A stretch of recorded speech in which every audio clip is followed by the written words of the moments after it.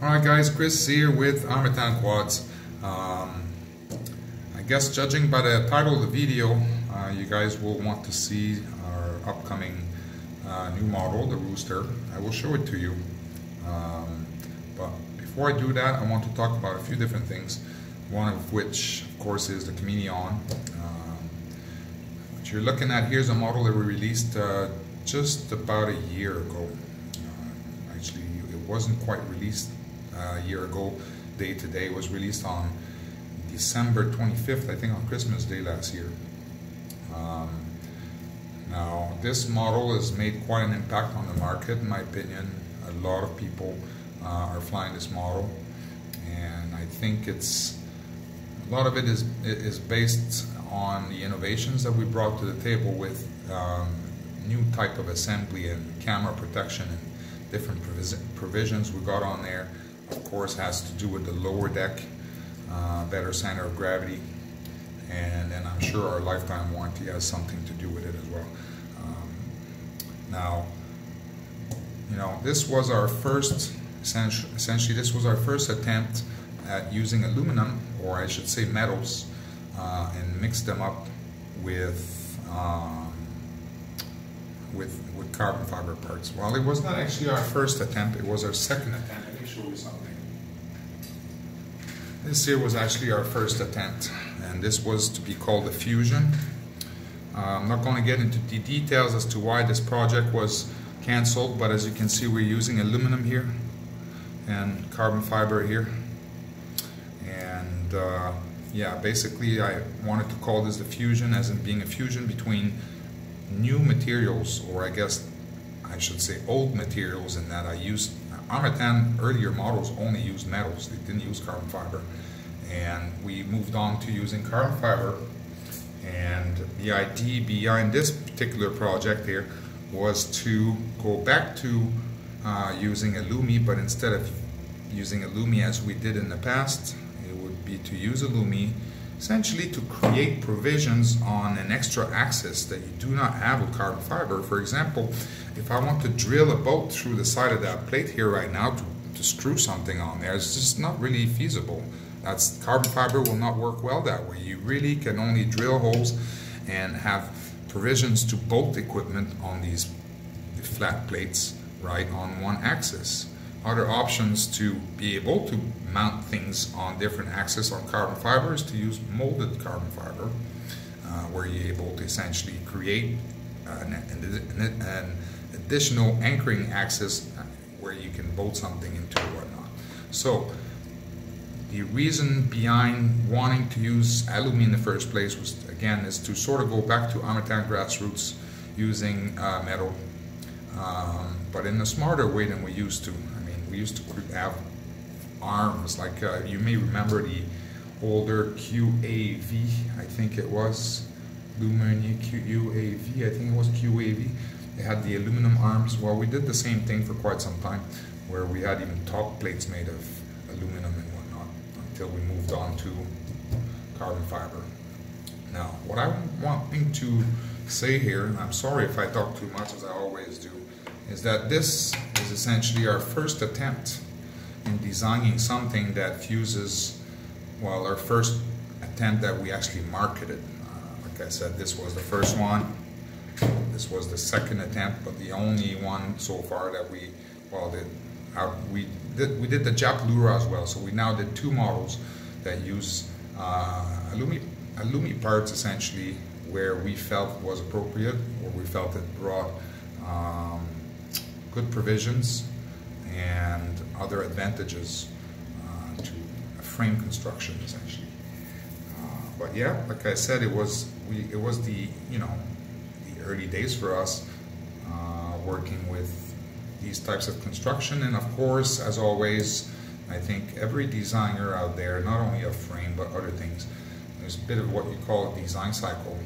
And I don't think that I've ever, no, not that I don't think I know, I've never worked on a design, released it, and been able to have the design in my hands only 3 months later and not say, well, I wish we'd done this instead, or I wish we'd done this, and I wish we could change this.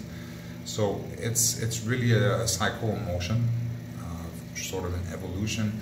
You learn things from experience, essentially, and sometimes the hard way. Sometimes you get lucky, things work out really well. But yeah, just to say this was our first attempt, and of course, while I think it's a fantastic model, there are things that people have complained about. Some of the complaints were valid, and we certainly listened. Others, perhaps guys will feel we didn't listen, and we're not going to implement whatever they were asking for. But I want to go over these things that guys complained about. So the first thing that guys complain about often is the M2 screws. Not only did they complain about the M2 screws, but they complained there were too many screws, which in a way is not totally false, because we're using double M2s in lieu of an M3, and this was a design constraint that we had working with metal that was 4mm wide, where we can't drill a M3 hole on that axis without really compromising the strength of this part at 4mm. So the idea was to replace that with two M2s, and then we repeated the same here on the top plate, and then of course the same on the bottom here. And a complaint that I would have as a manufacturer myself is that these M2 screws and the holes in the Illumi are a lot more difficult than M3 in terms of quality control.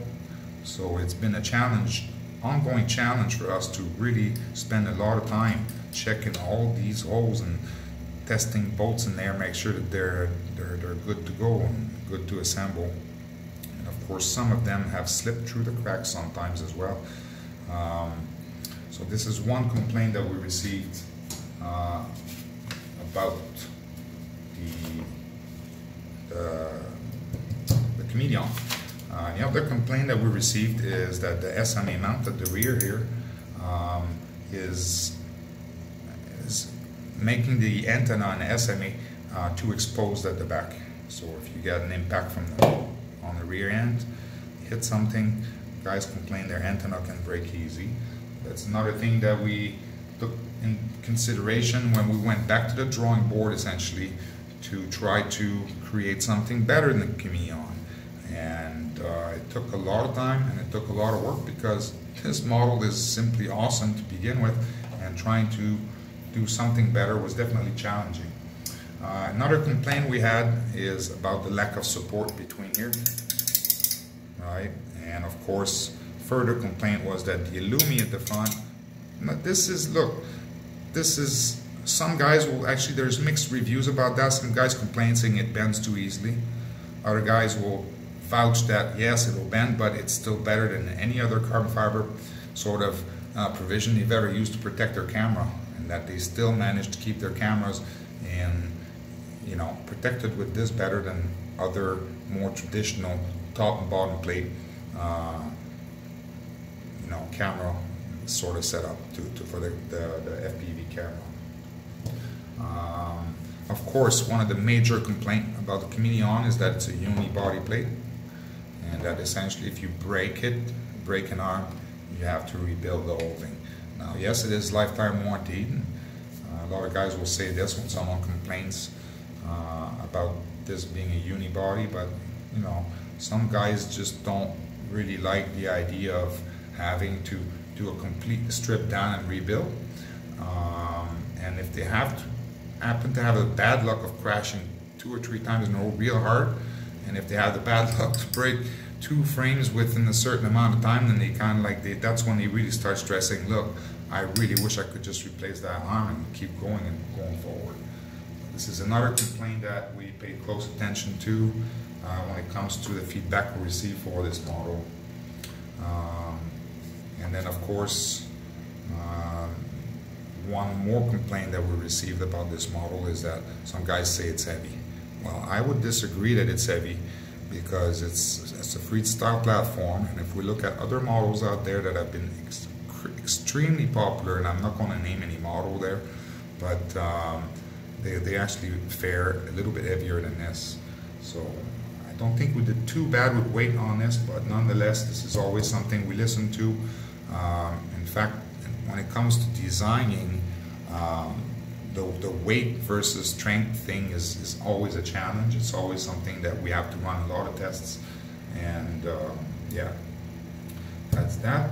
Another complaint that we received, this one wasn't a complaint, it was more some feedback that we received. First heard this from Joshua Bardwell, and I think it was quite valid. Is basically where the camera mounts right here, leaves the camera fairly elevated from the main plate, and that can sort of create distortion when you do rolls, because your camera is not going to be rotating on its own axis. Instead, it's going to be doing that larger radius of a turn when you roll. So one of the design goals when we designed the Rooster was to try and address that and lower the camera closer to the main plate. What else did people complain about? The M2 boats, the Lumi that bends too easily, no standoffs, the weight. Yeah, I think that about sums it up. I'm sure there are other complaints now that I'm not mentioning here, but on a design perspective, these are the major complaints that we received. So this is video one of, I guess, the reveal of the Rooster frame. I will post that shortly, and I promise you that it will not be long before the second video is posted, and you'll get to see it very, very soon. This is not a tease now. I'm not going to post that and leave that video up for days and let you guys wait to see the Rooster. You will see it very, very soon. Okay, thank you guys. Cheers.